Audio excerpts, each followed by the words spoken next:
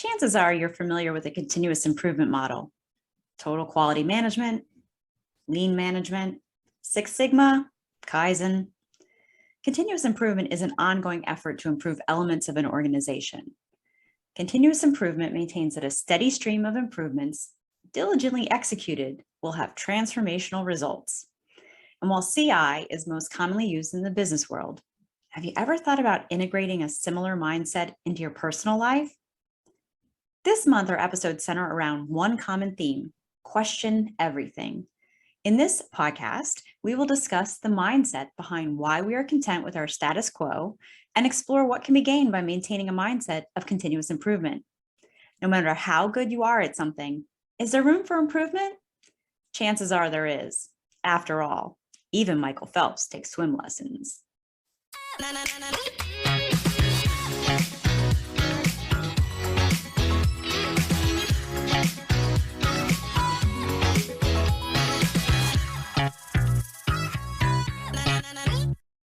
Welcome, everybody. Good to be here. I am joined, as always, by my co-host, Pete.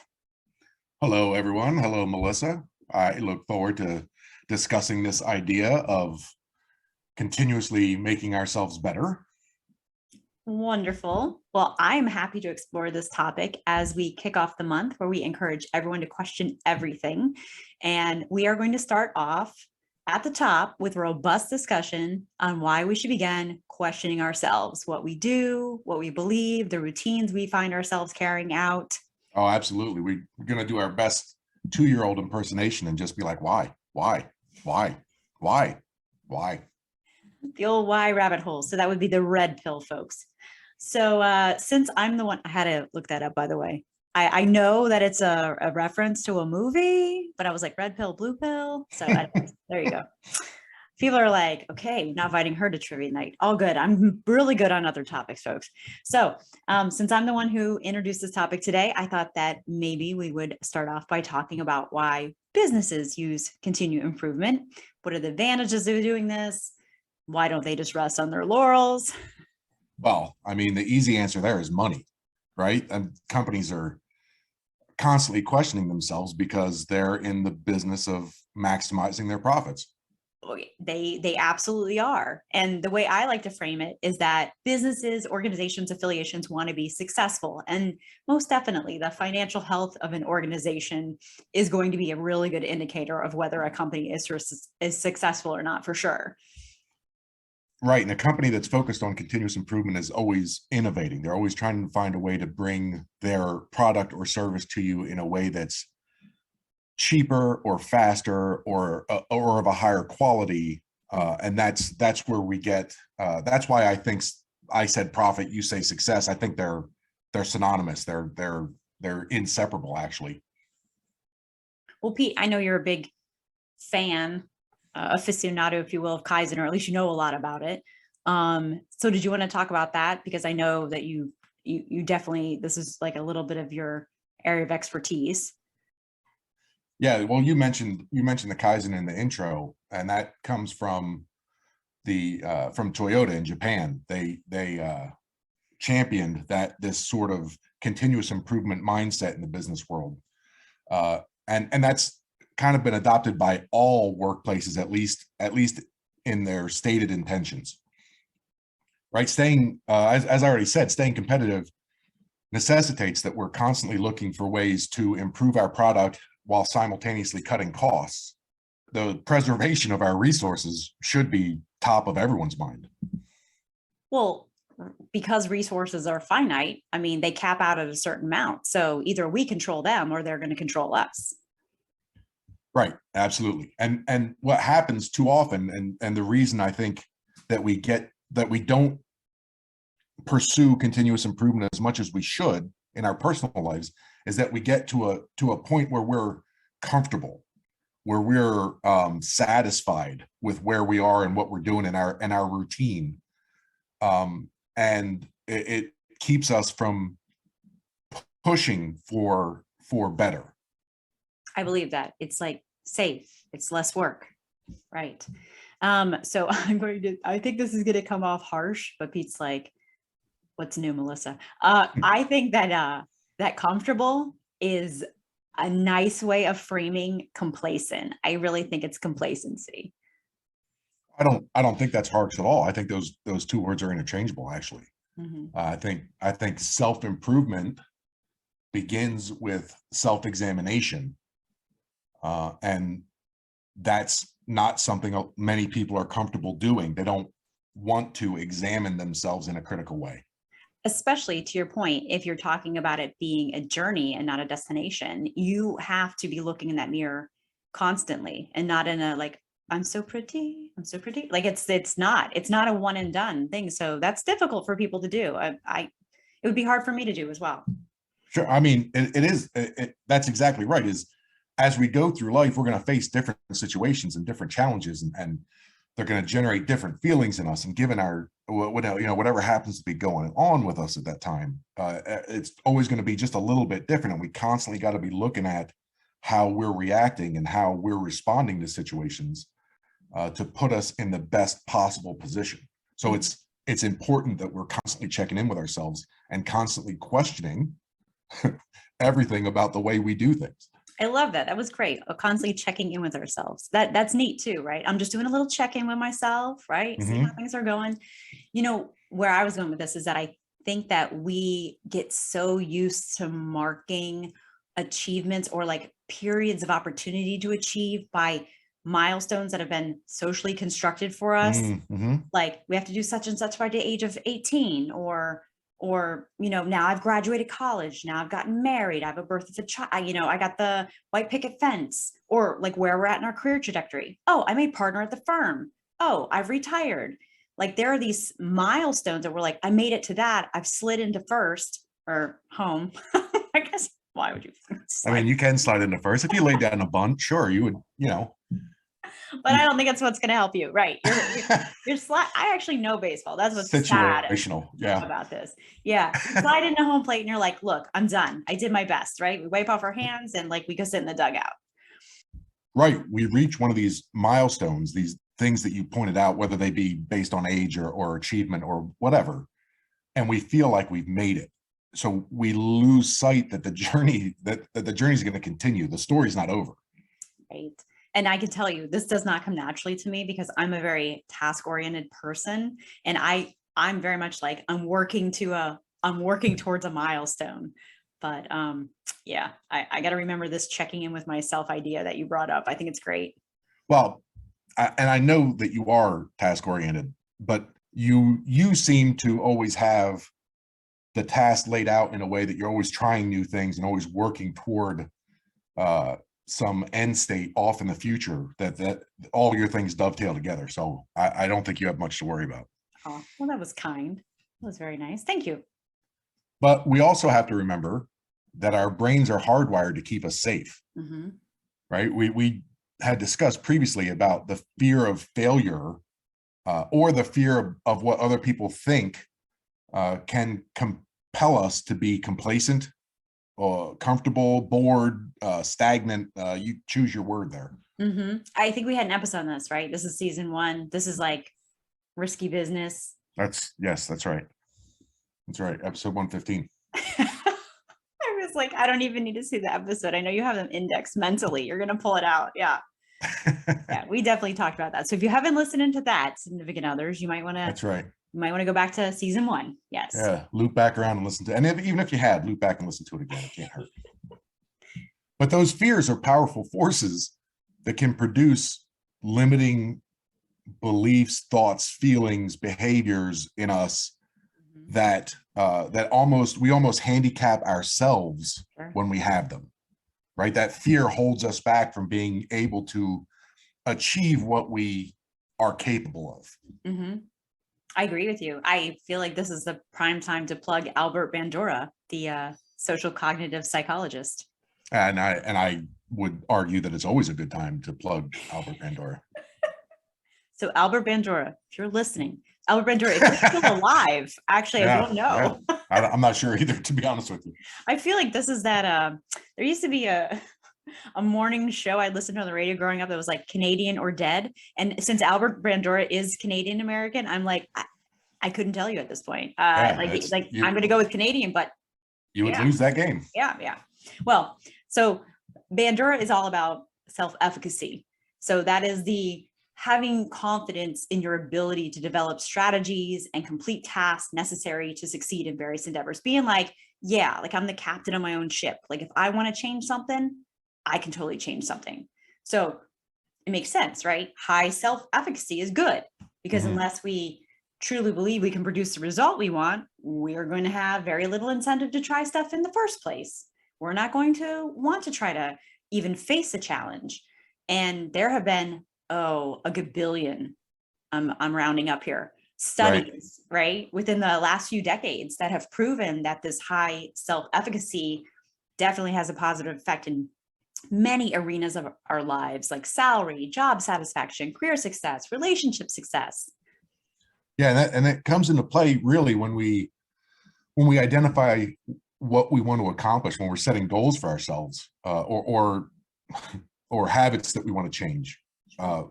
We can come up with a great plan, but putting it into action is often the hardest part of achieving that. And we talked about this in, not to do another callback, but we talked about this in episode 109, which was about organization, about peas and potatoes was the title, about how taking small bites of that elephant allows us to have more control and sets us up to be successful. Yes, the peas and potatoes, which were not about peas or potatoes, but somehow are about elephants and And frogs. frogs, right? Yes, absolutely. Yes.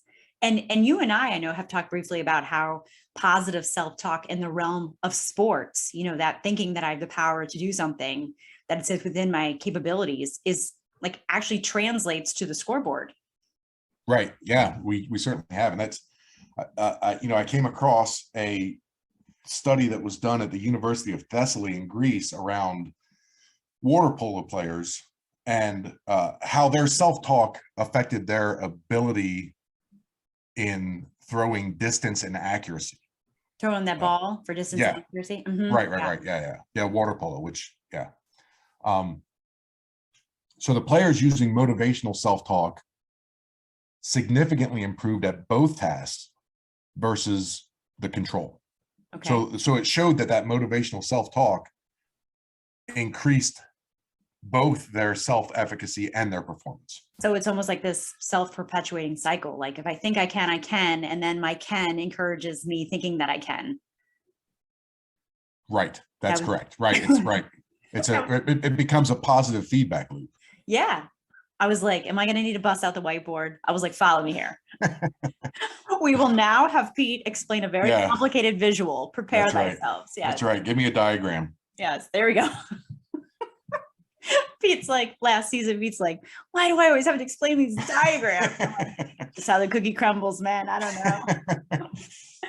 know. So there was speaking of, I see your research and I give you additional research. So I found that there is a place called the Self-Control and Emotion Laboratory, and it's at the University of Michigan. That's right.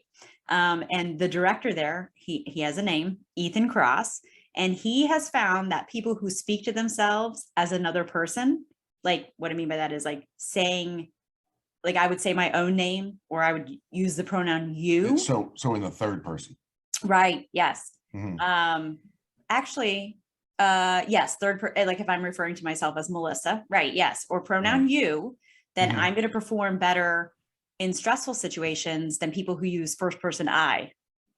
So when I say I am brave and strong, it's not going to be as effective as when I say, Pete, you are brave and strong. Correct. You can do this. Yeah. Right. You can do this. You can do it. Yeah. Right.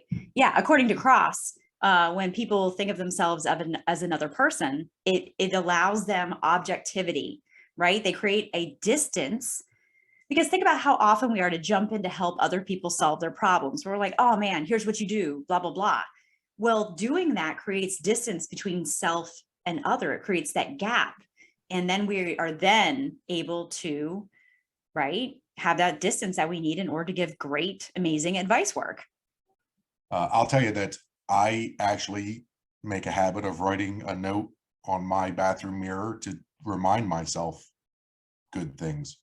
to Oh, pump myself up like that. And it is always written in a you sentence. I love it. That's great. Just in the in the steam of the bathroom mirror. No, I've written it in erasable marker. Oh, okay then. All right. I thought I don't take a long enough shower to generate steam. I'm gonna have to hang out in there longer No, just so I can no. do my personal affirmation of the day. I Yeah. see. Oh, that makes sense. Yeah, my mirror looks like a crime board. It's got stuff written all over it, actually. Oh, well, that's Just fascinating. yeah, just so you know. Oh, very cool. So I'm gonna add an asterisk here about the verbal encouragement, because as a practitioner, I'm gonna tell you that it's not useful to do that if you're overly optimistic or overly fantastical in what you're saying. Mhm. You've got to be realistic. You've got to set your expectations. The bar has to be set somewhere that's challenging but achievable. Mhm.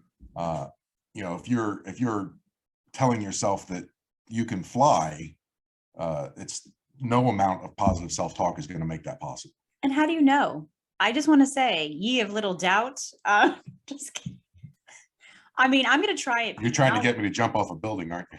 No, I'm going to try it and tell you what happens, right?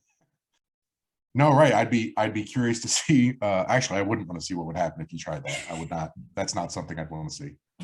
Please don't try that. I'm not. I'm not. I Okay, feel like good. this. I feel Nobody listening, please don't try that either. no, right. Well, I mean, if you're just out there in like a parking lot and you Yeah, just yeah, want yeah. to take a Like, run at it, like the sure. Wright brothers, who Yeah, am I yeah, to say it's sure. not going to work? Right. But cap it at like picnic table height, please. Don't go more than that. Right. All right. We want to be very Safety responsible first. Yes. to our yes.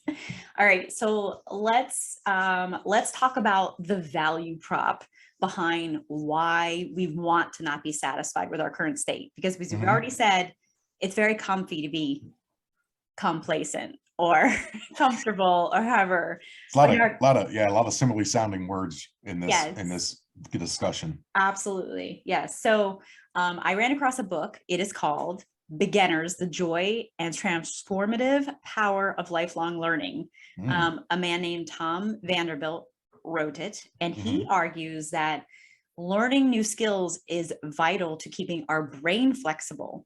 If we Mm. tackle an unfamiliar task, then we are forced to adopt an open-minded approach like that of a beginner.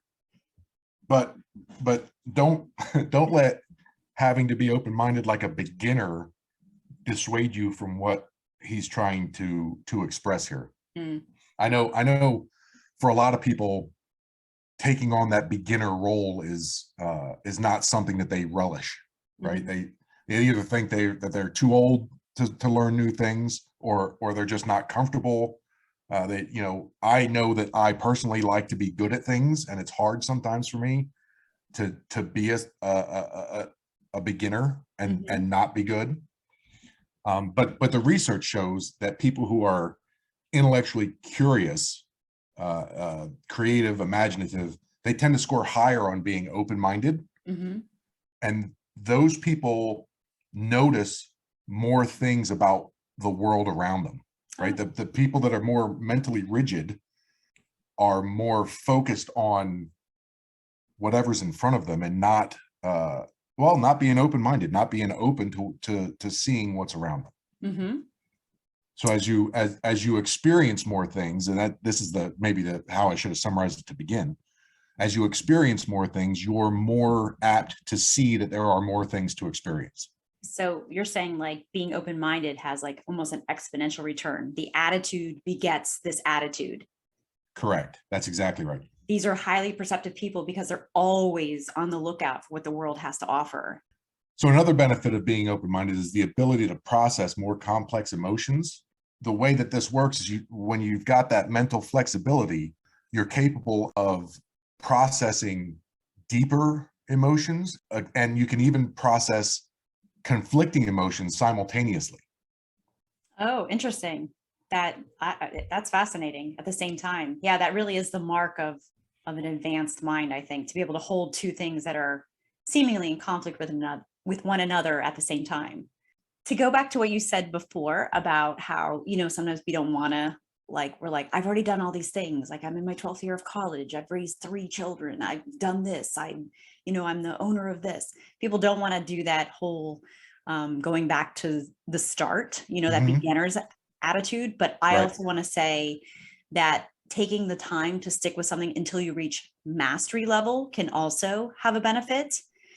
We are in a world where we just seeped in instant gratification, and pursuing mastery takes discipline and dedication, and the gains are slower and harder to come by. And we don't have to master all the tasks, but just to be able to dive deep, versus be like an inch proficient across a farm size field. Mhm. I think that's noble work. And I don't want to take away from that by saying that we have to be after the next shiny object. Cause I think, that that's not me. I'm like, I want to get really good at this thing that I'm doing now, and then I'll move on to something else. So there's benefit in them doing that as well. Right. And I think what you have maybe modeled for me personally is that you can do both simultaneously. You can set out to achieve depth and mastery of a subject while still engaging in new and different activities. So you're getting the benefits of both of those types of learning. Well, thank you for that, Pete. That was very nice. So, if we have not already made the business case for you about why you want to be questioning everything, let's talk about why you definitely don't want to have an attitude of complacency. Well, the easy answer is complacency is the opposite of continuous improvement, right? Once you stop growing, once you stop challenging yourself and taking on new tasks and expanding your knowledge base and looking into how you feel and becoming more aware of yourself, you start to become stagnant and complacent. And I think it's easy to become complacent without even realizing you're doing it. Hmm. In preparation for this episode, I started listing out some telltale signs that one has become complacent, and perhaps I drew upon personal situations or events in order to come up with my list, but maybe you can help me add to it. So Of course. um, actively avoiding the things that I'm scared of, right? Being like, oh, I don't know how to do that, or I've never been there before, or I don't know those people there. Hmm. Which goes kind of hand in glove with not trying new things. Like I get into these like sort of routines. I go to the same places, eat the same things, hang out with the same people. It's like Sure. that Geico series for people turning into their parents, like, Yeah. right? Having behavior that's very predictable. Hmm. Friends knowing what I'll do in a certain situation without me ever telling them, being like, oh, Melissa's swimming, it's Thursday night, boom, you know. Right. And I don't want to say routine is bad, but I understand what you're saying. I think feeling stuck or stagnant, if that routine makes you feel stuck or stagnant, then yeah, that's definitely something to be concerned about.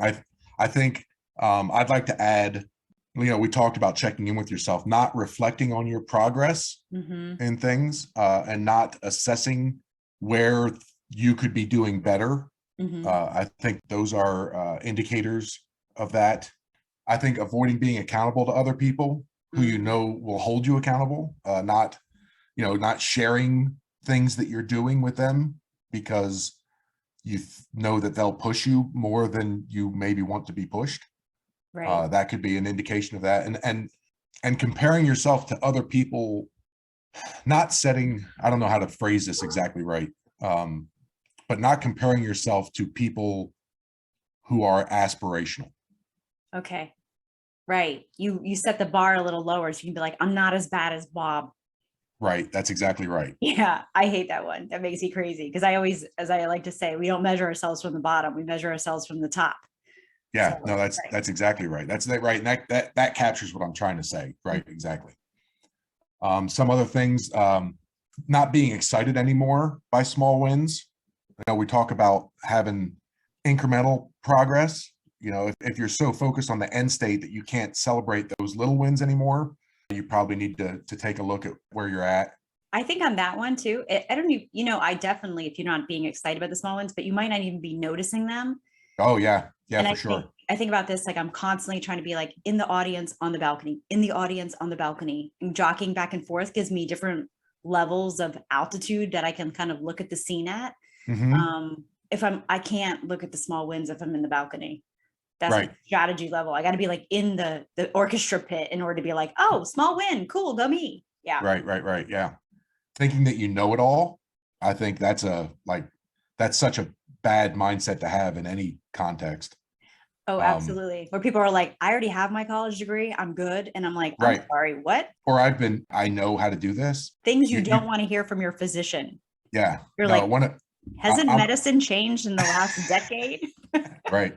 Why are Right. you bringing out leeches, man? Yeah. Right. There's a quote that I see often around stoicism about you can't teach a man something that he thinks he already knows, and that certainly applies to this. And for the life of me, I can't remember who says it, but I think another one is telling yourself to be happy with what you have. Ooh. I think that's another way to complacency shows itself. Okay.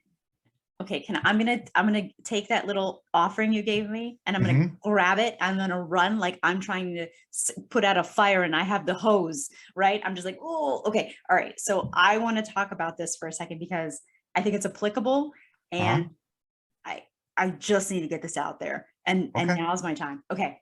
Yeah. Go. I want to Do talk it. about this attitude of gratitude and how sometimes I believe it can actually keep us from being our best. Okay. Now, I know that an attitude of gratitude is a thing. There are shirts, mugs, journals, right? I got it. I know that Sure. there's research that links gratitude to happiness, health, stronger relationships. But I'm going to tell you, there is a groundswelling that also says that gratitude, hear me out, Hmm. breeds self satisfaction and acceptance of the status quo. And I'm more than happy to sort of dive into this. That's the negative. That's kind of what I was saying is being being happy with what you have. It's a double-edged sword. I want to have gratitude. I want to recognize where I am and the good things that are in my life. Mm-hmm. But what you point out is certainly legitimate, that it can also keep us from striving for more or striving for better, Mm-hmm. especially from ourselves. Absolutely. There was a New York Times essay by journalist Barbara Ehrenreich, who I love. I think she's a very good reporter, if you will. I found some of her research to be very riveting throughout the course of my life. And she asserts that gratitude may be self-indulgent in this way of like, I'm working on my journey and I'm like satisfied with my life. And if that's so, how much of my time am I working on myself that I can present to others? Right? What Mm-hmm. am I giving back? Like I'm real cool with me and my yoga mat, drinking my chai mocha latte. And that's cool, in heart, I'm on my journey. But what am I like? How is that improving the world, man? Right. Right. And there's since you brought up a journalistic piece there was a piece in the Harvard Crimson that I read that argued that gratitude can act as a form of complacency, and indebtedness engendered by gratitude may get in the way of progress. So I think that ties in nicely with what I think it just supports that this thought is out there. It is out in the world. It's not unusual. It is definitely Um, out there. but I also want to counter this thought that gratitude is bad, because it's not. We've already said it's not all bad. Mm-hmm. There's a lot of research that says that gratitude is not just a pleasant passive emotion, but it's an activating, energizing force that can help us to pursue our goals and become better, more socially engaged people. There's even research that says that people who feel grateful are more likely to help complete strangers.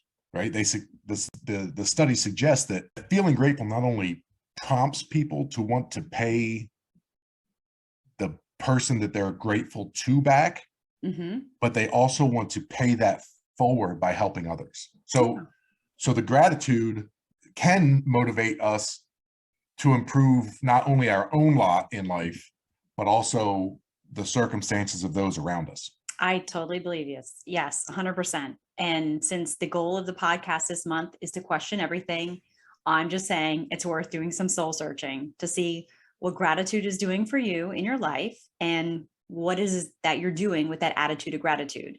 I'm all about saying thanks, but I just want to say, I know that for my own self, I have thought about how I'm projecting my gratitude attitude into the world. And I've gone so far as to call it gratitude actiontude. Like, I don't want to just be Mm, grateful for the barista who spelled my name right on the cup. I want to physically express my indebtedness, a bigger tip in the jar, relaying my satisfaction to the barista, her supervisor, her supervisor, putting something on social media about my positive experience. What a nouvelle thought, right? Versus kvetching, you right, know? right. Yes. That would certainly put a change on things. We need to call Webster, because I don't think actiontude. We need to take action to trademark that or patent it or whatever we do when we come up with new words. Because You've heard that's, it here. Put it I in the think, put it in the yeah, hashtags. And then when we go that's back right. and do a content analysis, you'll see that it started here with our podcast. That's right. In 5 years, when that makes it to the dictionary, everyone will say, I heard it first. There's no way it'll take 5 years. Yeah, okay. This is Probably not. we're Yeah. part of a global village. We are expanding and shrinking all at the same time. Yes. But to your point, there's a value in just leaning in and just going for it and just taking action. Mm-hmm. I saw it as I was preparing for this discussion, an article where there was an interview with Jeff Tweedy, who I know you're familiar with, but From Wilco, the band correct. Wilco. Yep, Mhm. yep. And I actually he's released 20 albums. He's a Grammy winner, but they were talking about the pursuit of improvement in as a creative person, as a person who depends on creativity as their profession. Oh. And what he highlighted in his conversation was that the striving for improvement, the trying to get better, Mm-hmm. was really the most rewarding part for him. Mm-hmm. And that in his experience, the people that have become really accomplished at whatever craft they happen to take on are people that are constantly striving to get better. Mm-hmm. And then he went on to say that allowing yourself to struggle is integral to that process, right? He was talking about how we give ourselves the freedom to be bad at certain things. Are you saying Uh, the creative process? Yes. yes, Right. Mm-hmm. right. Yeah, Yeah. I mean, that specifically, that's what he was speaking to, but Yeah. No, but but I I love think this but I because think it's got a broad application. I do too, but I love because who doesn't have, you always have some level of creativity in your life. I think people are going to, this idea of how you can express this in a creative realm is going to resonate with people more than me saying like Kaizen in an organizational setting. Like, who gives a rip? Like, if Toyota's making better profits, right? Unless Right, it's some right. shareholder. Yeah, no, I love what you're saying here. I think this is great.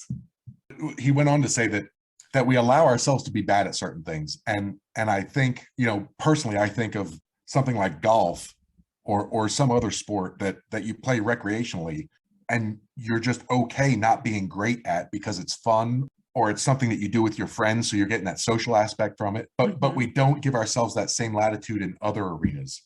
Mm-hmm. That's And fascinating. not allowing us the freedom to be bad at something means that we'll never actually get good at that thing. Mm-hmm. Right. There's no way you can get better at it if you don't have some room for improvement. I'm Right. totally with you. Yeah. Yeah. And as you said, it's a more organic take than the structure of the 5 whys and the fishbone and the things that we see in like a yellow belt or green belt program at a business. It's just, Mm-hmm. I think it's very applicable to people's lives every day.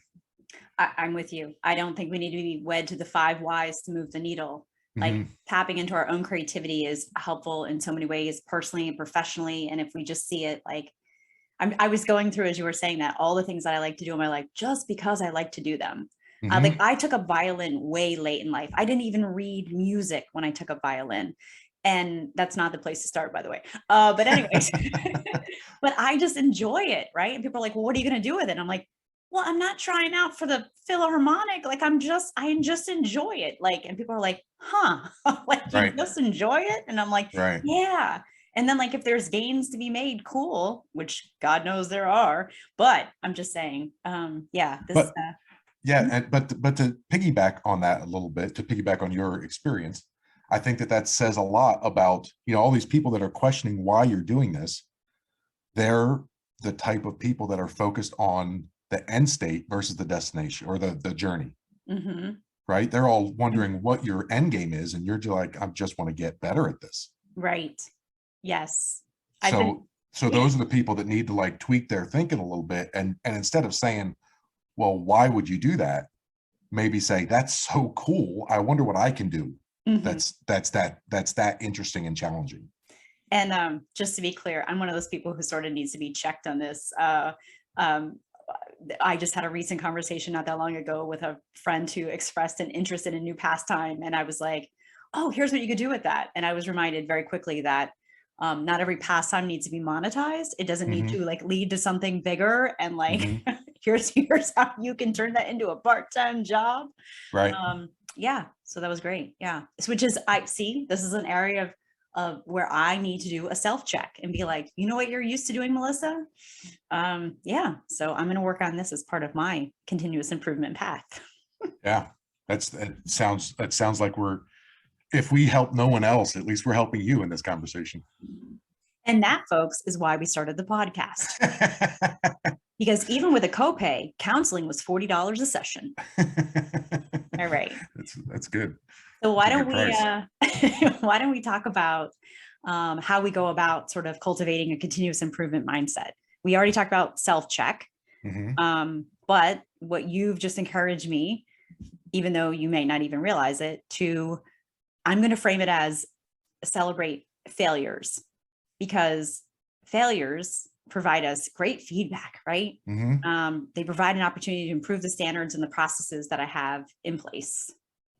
Sure. Yeah. I mentioned before that I have struggled with this in the past personally, but I've also recently taken on crafts that I'm trying to follow your example and taking on new things. I've tried to do things and failed spectacularly at them, Mhm. but I've learned each failure came with a lesson that when applied to my next try made it better and made it better and made it better till I achieved what I had set out to do. Mhm. And I think that's I had to get myself in the mindset to celebrate that first phenomenal failure of mine, Mhm. because I learned so much from it Yeah. that that's what made my success possible. I think what you're talking about is this idea of failing forward, right? Mhm. As you're failing, at least you're moving in that direction where you're like, I won't do that again. Yeah, so and that makes me think of Edison, Thomas Edison, who said, I've not failed, I've just found 10,000 ways that won't work.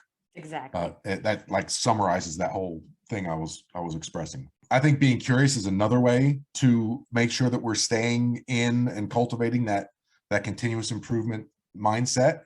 Mhm. Because if you're trying to get better at something, you have to figure out where there are opportunities for improvement, and that means you got to ask questions. You've got to dig in. You've got to really evaluate each little aspect of what's going on, so that you can find the spots that can be tightened up, right? You need that curiosity to figure out where to put your effort. To ask why? Right, exactly. Yes. Back to that. Yeah. I'm going to add to the mix here. Think big.